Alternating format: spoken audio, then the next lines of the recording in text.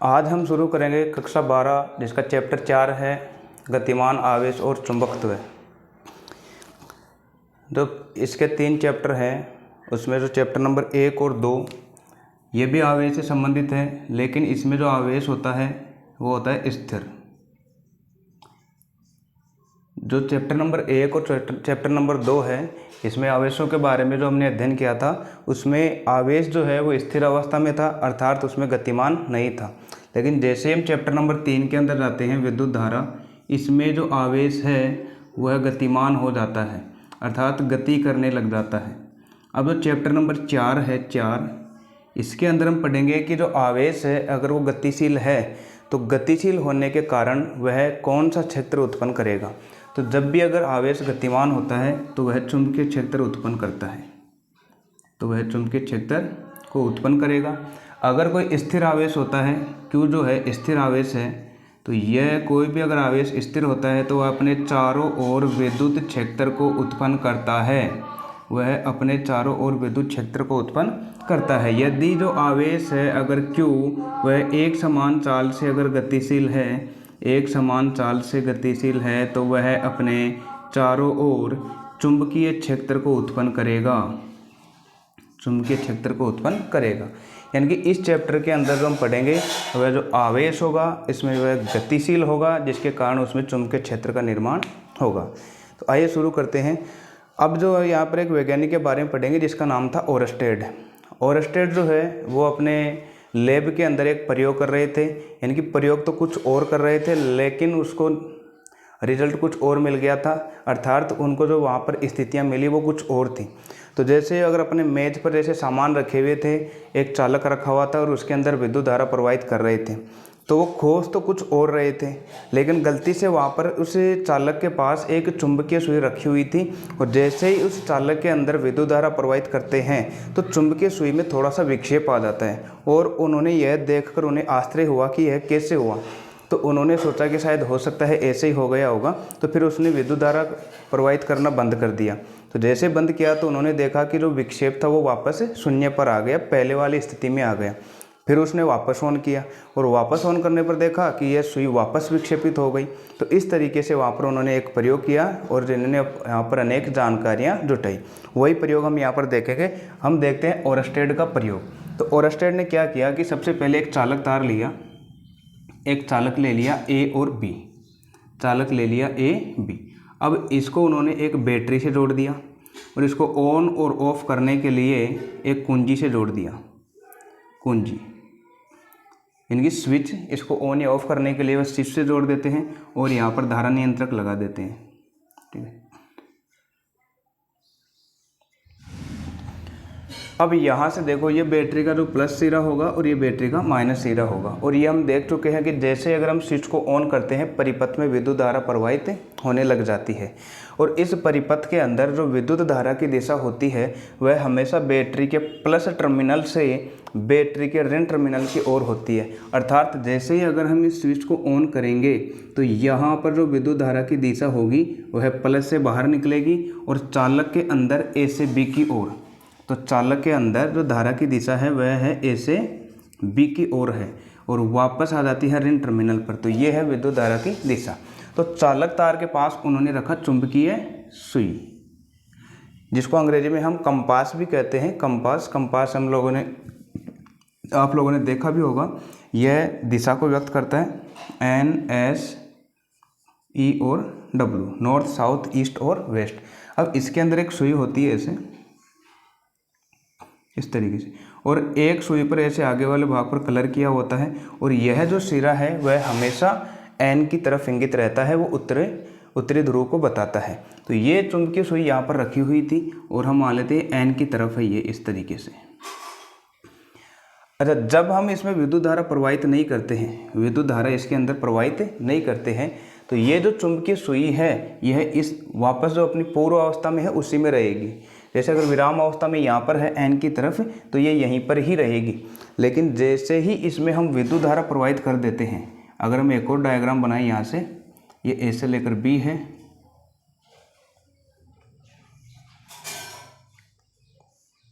On या of करने के लिए कुंजी, तो जैसे ही अब इस कुंजी को ऑन करेंगे, ये बिंदु क्या बताता है कि यहाँ पर कुंजी ऑन हो गई, अर्थात हमने स्विच को ऑन कर दिया है, तो इसमें विद्युत धारा प्रवाहित हो गई और ये हो गई ए से बी की ओर। तो यहाँ पर जो चुंबकीय सुई थी ये वाली, अब इसमें ये जो सुई इस तरीके से है वो थोड़ा सा इसमें विक्षेप आ जाएगा, अर्थात ये थोड़ी सी घूम जाएगी, यानी कि ये थी तो ऐसे, लेकिन इस बार जो ये घूमेगी ये थोड़ी आगे की तरफ चली जाएगी, घूमकर इस तरीके से चली जाएगी, ये यानी कि इस जगह पर आ जाएगी। तो ये थी तो ऐसे और थोड़ी सी ये घूम गई। तो इसका मतलब है कि अगर हम परिपथ के अंदर विद्युत धारा प्रवाहित करते हैं तो चुंबकीय सुई में विक्षेप उत्पन्न होता है। जब भी अगर हम किसी चालक के अंदर विद्युत धारा प्रवाहित करते हैं तो चुंबकीय सुई में विक्षेप उत्पन्न होता है। फिर उन्होंने क्या देखा कि उन्होंने एक और निष्कर्ष निकालने के लिए कि बैटरी के जो टर्मिनल है उनको चेंज कर दिया, यानी कि अगर बैटरी का ये लाल वाला जैसे प्लस का है, ये माइनस का है, तो इस बार उन्होंने ऐसे चेंज कर दिया, यानी कि इस बार उन्होंने प्लस की जगह तो लगा दिया माइनस और माइनस की जगह लगा दिया प्लस।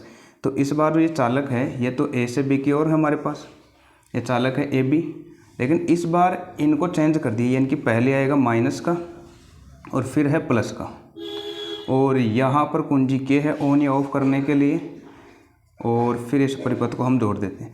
तो इसमें जो विद्युत धारा की दिशा होगी वह होगी प्लस से, इस बार ऐसे होगी इस तरीके से, और ये होगी माइनस की तरफ, यानी कि इस बार धारा की दिशा चेंज हो गई, वो बी से ए की तरफ हो गई, बी से ए की तरफ हो गई। और यहाँ पर चुंबकीय सुई रख देते हैं एन और ये एस और ये चुंबकीय सुई। तो जैसे ही हम बैटरी के जो टर्मिनल हैं उसको चेंज करते हैं या फिर चालक में विद्युत धारा की दिशा हम विपरीत कर देते हैं तो चुंबकीय सुई भी विपरीत दिशा में विक्षेपित हो जाती है।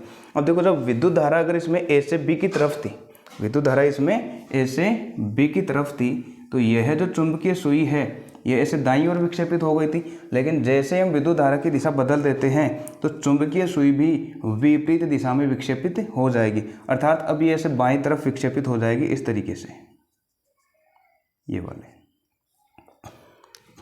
तो उन्होंने क्या निष्कर्ष निकाले? उन्होंने कहा अपने प्रेक्षण के अंदर 3 बिंदु निकाले।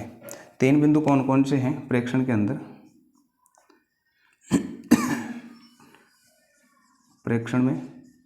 प्रेक्षण के अंदर उन्होंने एक चालक तार लिया, एक बैटरी ली और इसको ऑन या ऑफ करने के लिए कुंजी ली। फिर उन्होंने निष्कर्ष क्या निकाला? निष्कर्ष उन्होंने देखा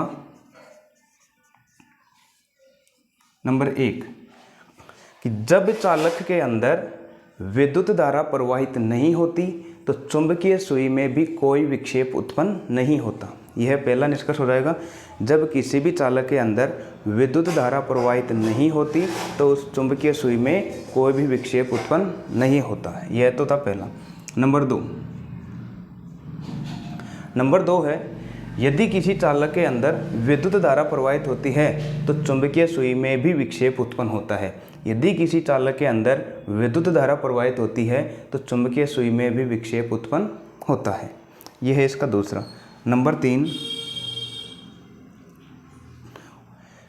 3, यदि किसी चालक में विद्युत धारा की दिशा बदल दी जाती है तो चुंबकीय सुई भी विपरीत दिशा में विक्षेपित होती है। यदि किसी चालक में विद्युत धारा की दिशा बदल दी जाती है तो चुंबकीय सुई भी विपरीत दिशा में विक्षेपित होती है। तो देखो, जब इसमें विद्युत धारा ए से बी की तरफ थी तब ये ऐसे आगे की ओर विक्षेपित हो रही थी, दाईं ओर इस तरीके से, और जब अगर इसमें हम विद्युत धारा की दिशा बदल रहे हैं, बी से ए की ओर कर रहे हैं, तो चुंबकीय सुई भी इस बार विपरीत दिशा में ऐसे विक्षेपित हो जाएगी।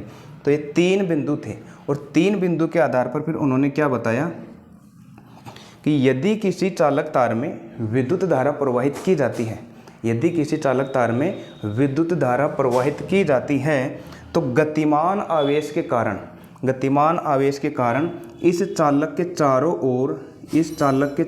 ओर चुंबकीय क्षेत्र उत्पन्न हो जाता है। चुंबकीय क्षेत्र उत्पन्न हो जाता है। इसे विद्युत धारा का चुंबकीय प्रभाव कहते हैं। इसे विद्युत धारा का चुंबकीय प्रभाव कहते हैं। तो विद्युत धारा का चुंबकीय प्रभाव, तो डेफिनेशन इसके नाम से ही है कि विद्युत धारा प्रवाहित करने पर चुंबकीय क्षेत्र उत्पन्न होगा। विद्युत धारा प्रवाहित करने पर क्या उत्पन्न होगा? चुंबकीय क्षेत्र उत्पन्न होगा। अच्छा, अभी हमने देखा कि चलो ठीक है, मान लिया ये हमारे पास कंपास है, कंपास के अंदर जो सुई है वह विक्षेपित हो जाती है। तो इस कंपास में एक छोटा चुंबक होता है, कंपास में एक छोटा चुंबक होता है, छोटा चुंबक होता है। अच्छा, अगर ये चुंबक की तरह कार्य करता है तो अगर इसके सुई में विक्षेप आएगा तो कब आएगा? जब इसके पास दूसरी एक चुंबक लेकर जाएंगे तभी, क्योंकि हो सकता है वो चुंबक इसको अपनी ओर आकर्षित करे या फिर प्रतिकर्षित करे। तो इसका मतलब है इसके पास एक और क्या होना चाहिए? चुंबक का होना चाहिए, तभी इसकी सुई में विक्षेप आएगा। तो यहाँ पर तो हमने विद्युत धारा प्रवाहित की है और फिर भी हम देख रहे हैं कि इसमें विक्षेप उत्पन्न हो रहा है। तो इसका मतलब है कि जो चालक तार है वह अपने चारों ओर कौन सा क्षेत्र उत्पन्न कर रहा होगा? चुंबकीय क्षेत्र, क्योंकि जब चुंबक होगा तभी इसकी सुई में विक्षेप उत्पन्न होगा, अन्यथा नहीं। तो चालक तार के चारों ओर विद्युत धारा के कारण चुंबकीय क्षेत्र उत्पन्न होता है और इसी प्रभाव को हम कहते हैं विद्युत धारा का चुंबकीय प्रभाव। कमेंट करके बताओ यहाँ तक क्लियर है क्या? अगर आपको इस चैप्टर के नोट्स चाहिए तो नीचे कमेंट में ज़रूर आप मैसेज करें, या फिर जो मेरे व्हाट्सएप नंबर है आप इस पर मैसेज भी कर सकते हैं, PDF में भेज दूंगा 8290343539। ठीक है, तो इस चैप्टर के जो नोट्स अगर आपको प्राप्त करने हैं तो इस पर मैसेज कर दीजिएगा, मैं सेंड कर दूंगा। क्योंकि यहाँ पर तो मैं पूरे नोट्स लिख नहीं सकता, यहाँ पर सिर्फ हम केवल इन चीज़ों को समझने का प्रयास कर रहे हैं जो इस चैप्टर के अंदर है। तो पहला जो आज का बिंदु था नंबर 1, ओरस्टेड का प्रयोग वो यही था। ओरस्टेड ने अपने प्रयोग में क्या किया, फिर से देख लेते हैं कि सबसे पहले एक चालक तार लिया और उसको उसने बैटरी से जोड़ दिया। तो उन्होंने क्या बताया कि जब तक अगर किसी चालक में हम विद्युत धारा प्रवाहित नहीं करेंगे, यानी कि इसमें अगर विद्युत धारा प्रवाहित नहीं होगी तो इसके अंदर कोई भी जो है चुंबकीय क्षेत्र उत्पन्न नहीं होगा और चुंबकीय सुई भी विक्षेपित नहीं होगी। क्योंकि जब विद्युत धारा ही नहीं जाएगी तो चुंबकीय क्षेत्र नहीं बनेगा और चुंबकीय क्षेत्र नहीं बनेगा तो चुंबकीय सुई भी विक्षेपित नहीं होगी। नंबर 2, यदि किसी चालक तार के अंदर अगर विद्युत धारा प्रवाहित हो रही है तो वह अपने चारों ओर चुंबकीय क्षेत्र को उत्पन्न करेगा, अपने चारों ओर चुंबकीय क्षेत्र को उत्पन्न करेगा और चुंबकीय सुई भी विक्षेपित हो जाती है। नंबर 3, यदि किसी चालक में विद्युत धारा की दिशा बदल दी जाती है, विद्युत धारा की दिशा बदल दी जाती है तो चुंबकीय सुई भी फिर विपरीत दिशा में विक्षेपित हो जाती है। यही था ओरस्टेड का प्रयोग। अच्छा, यही इसमें भी मैंने जो परिभाषा में इसमें बोला था कि विद्युत धारा का चुंबकीय प्रभाव किसे कहते हैं, कि जब किसी चालक के अंदर विद्युत धारा प्रवाहित की जाती है तो गतिमान आवेश के कारण इसके चारों ओर चुंबकीय क्षेत्र उत्पन्न हो जाता है। तो गतिमान आवेश मैंने क्यों बोला है, देखो, क्योंकि इसमें विद्युत धारा बह रही है और विद्युत धारा बहने का मतलब है कि इसमें आवेश बह रहे हैं और आवेश अगर बह रहे हैं तो इसका मतलब है आवेश गति कर रही हैं। तो गति करने वाले आवेशों को मैंने नाम दे दिया गतिमान आवेश। अगर आपको यहाँ तक क्लियर है तो एक बार इसका स्क्रीनशॉट ले लीजिए, फिर चलते हैं नेक्स्ट टॉपिक पर।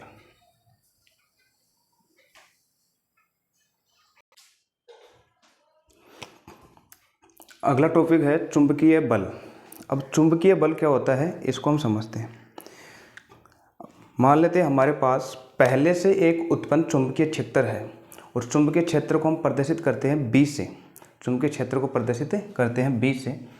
मान लेते हैं ये हमारे पास चुंबकीय क्षेत्र है B, ये पहले से है B सदिश। हमको चुंबकीय बल निकालना है, अर्थात आवेश पर लगने वाला बल। यदि कोई आवेश जो है अगर वो गति कर रहा है तो उस पर जो बल लग रहा है वो हमको निकालना है।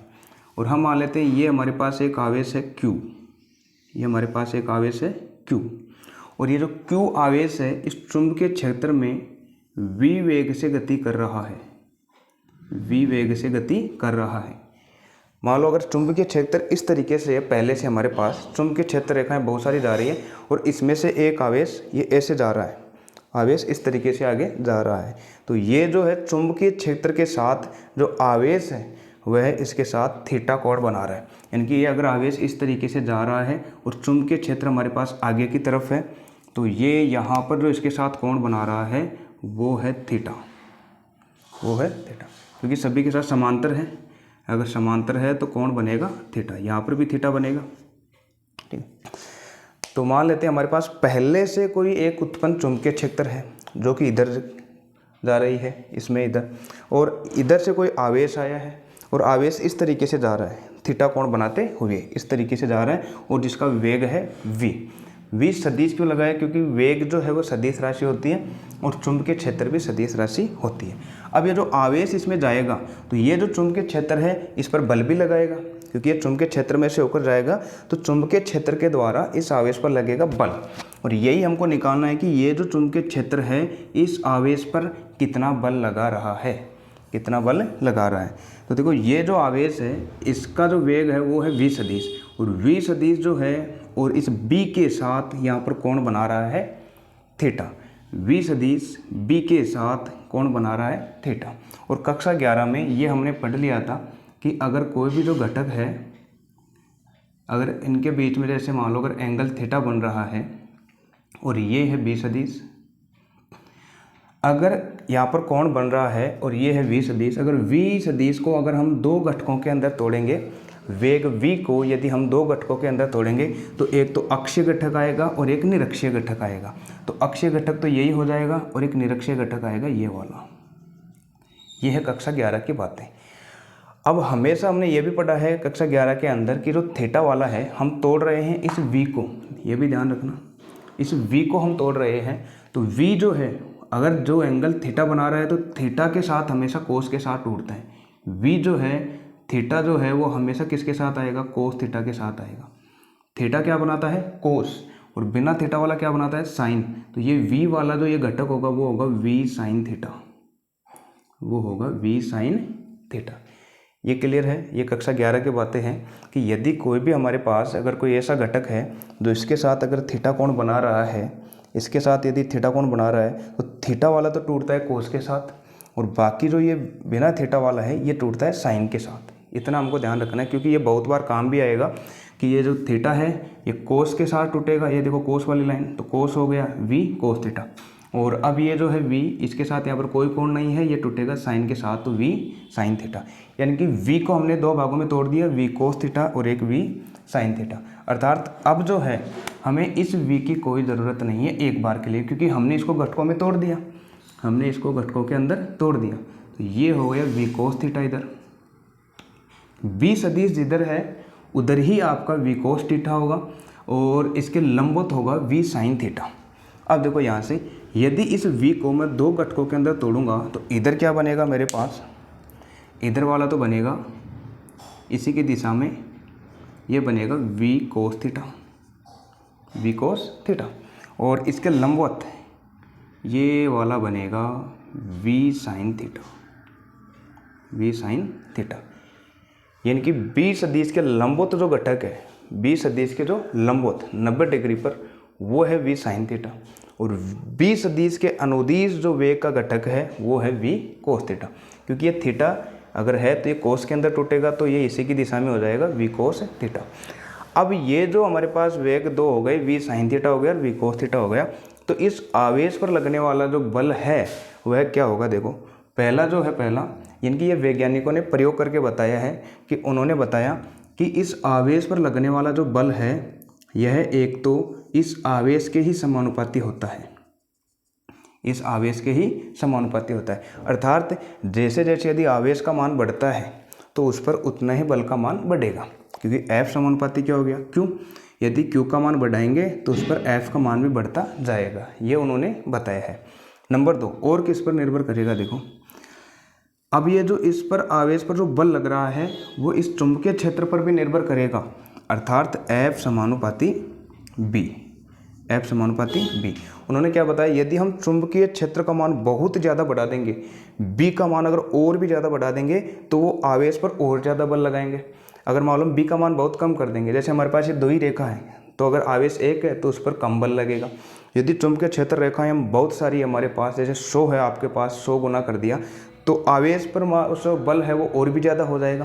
अर्थात चुंबकीय क्षेत्र भी इस आवेश पर बल लगा रहा है, तो यदि चुंबकीय क्षेत्र का मान आप बढ़ा देंगे तो आवेश पर भी जो बल का मान है वो बढ़ेगा।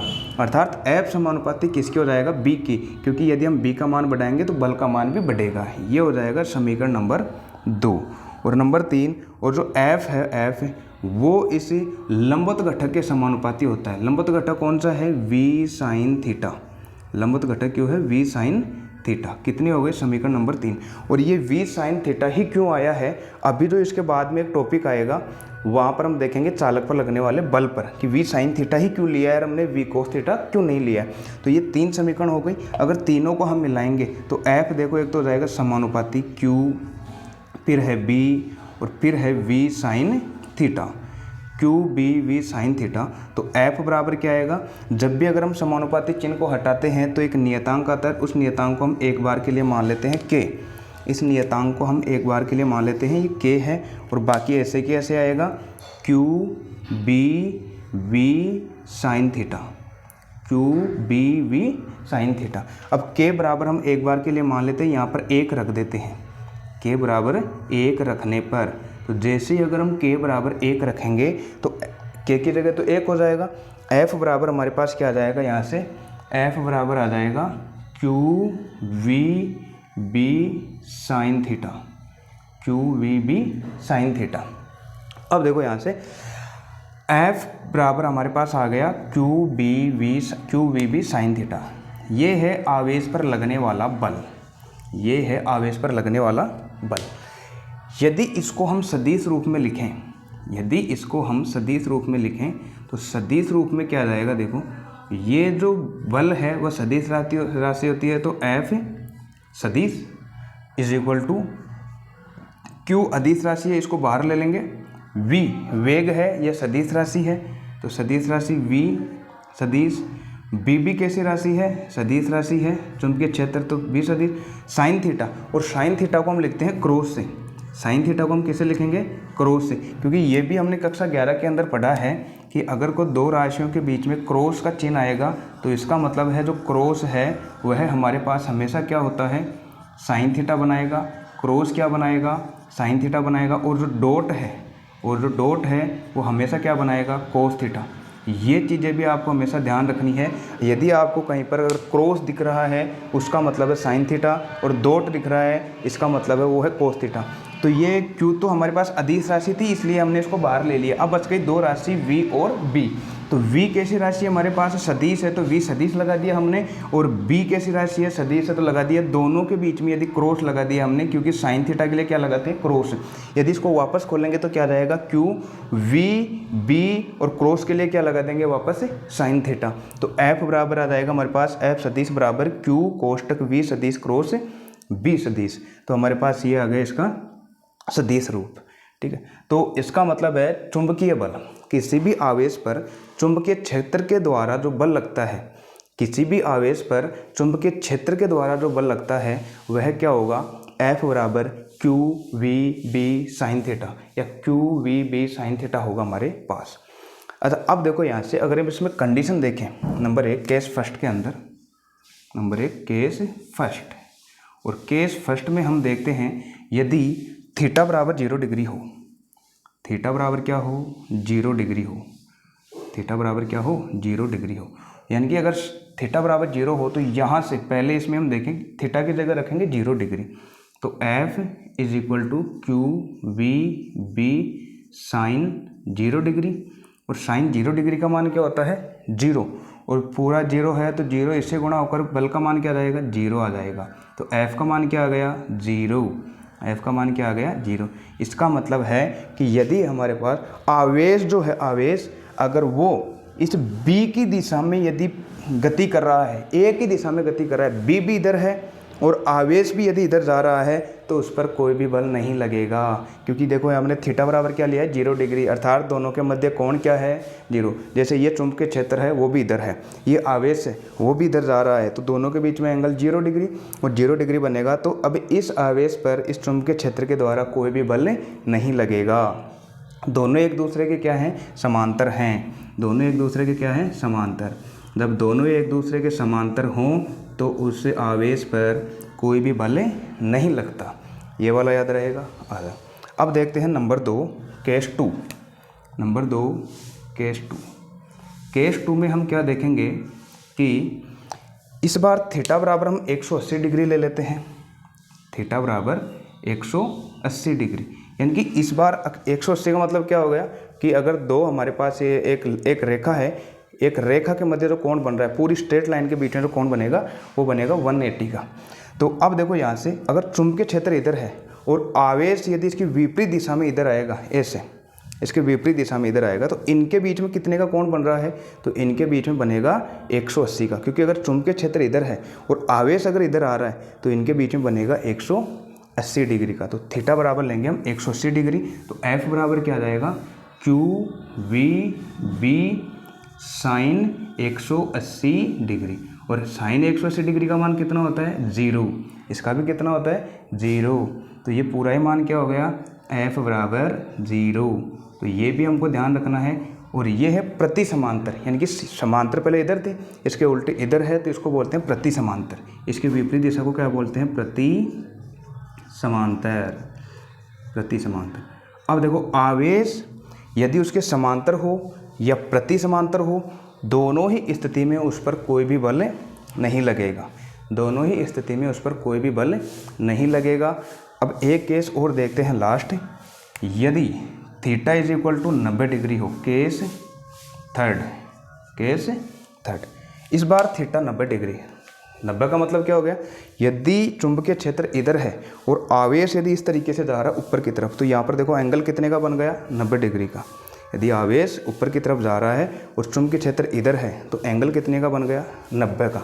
तो ये वाला कोण लेंगे, थीटा बराबर 90 डिग्री हो। थीटा इज इक्वल टू क्या हो, 90 डिग्री। तो एफ बराबर क्या आएगा, क्यू वी बी और साइन। अब यहाँ पर थीटा की जगह लेंगे हम 90 डिग्री, और साइन 90 डिग्री की वैल्यू हम जानते हैं वो कितनी होती है, 1। साइन 90 डिग्री की वैल्यू 1। तो एफ बराबर क्या आ गया, क्यू वी बी। एफ बराबर क्या आ गया, क्यू वी बी। और ये जो बल आता है ना वो मैक्सिमम आता है, अर्थात अगर कोई आवेश चुंबकीय क्षेत्र के लंबवत जाता है तो उस पर अधिकतम बल लगता है, क्योंकि एक ही दिशा में कोई बल नहीं लगता है, प्रति समांतर में भी कोई बल नहीं लगता है। अगर वो लंबवत जाता है तो सबसे ज़्यादा उस पर बल लगता है। तो एफ मैक्सिमम यानी कि सबसे ज़्यादा जो बल लगता है वो कब लगता है, जब थीटा का मान कितना होगा हमारे पास, 90 डिग्री होगा। तो ये आ जाएगा एफ मैक्सिमम बराबर कितना आ गया, क्यू वी बी। थीटा बराबर 90 डिग्री। ये 3 केस हैं, ये 3 केस हमको याद रखना है। यदि दोनों एक ही दिशा में है, अर्थात थीटा बराबर 0 डिग्री हो, तो एफ बराबर 0। यदि दोनों एक दूसरे के विपरीत हों या प्रति समांतर हो तो भी 0। यदि थीटा बराबर 90 डिग्री हो तो एफ बराबर क्या आ जाएगा, क्यू वी बी। और ये जो एफ आएगा वो सबसे अधिकतम आएगा, इस पर जो बल का मान आएगा वो सबसे अधिक आएगा। तो यहाँ से b बराबर हम निकाले चुंबकीय क्षेत्र का मान, तो b बराबर क्या आएगा यहाँ से, तो b बराबर आ जाएगा एफ मैक्सिमम बटे क्यू बी, क्योंकि ये गुणा में है, इधर आए पर भाग पर हमको निकालना सिर्फ b का मान। तो b बराबर क्या आ जाएगा, एफ मैक्सिमम बटे क्यू बी। और ये जो फॉर्मूला है वो चुंबकीय क्षेत्र के लिए आ गया। पहले जो आया था वो बल के लिए आया था, और ये किसके लिए आया है, चुंबकीय क्षेत्र के लिए। अब हम इसके बाद का जो टॉपिक है वो यही पढ़ेंगे, चुंबकीय क्षेत्र के बारे में। आई होप ये चुंबकीय बल आप लोगों को समझ में आ गया होगा। सीधा सा ध्यान रखना, चुंबकीय बल यानी कि चुंबकीय बल किसे कहते हैं, चुंबकीय क्षेत्र के द्वारा आवेश पर लगने वाला बल। और चुंबकीय क्षेत्र के द्वारा आवेश पर बल कब लगेगा, जब आवेश उसमें गतिशील हो। अब आवेश हमने गतिशील के लिए एक बार मान लिया कि वो थीटा कोण से उसके अंदर जा रहा है, थोड़ा सा एंगल बनाकर जा रहा है, तो उस पर जो बल लगेगा वो कितना लगेगा, F Q B V sine theta. F बराबर Q B V sine theta. और एफ बराबर क्या आ जाएगा, Q B V sine theta. सदिश रूप क्या आ जाएगा इसका, एफ सदिश इज इक्वल टू क्यू कोष्टक वी सदिश क्रॉस बी सदिश।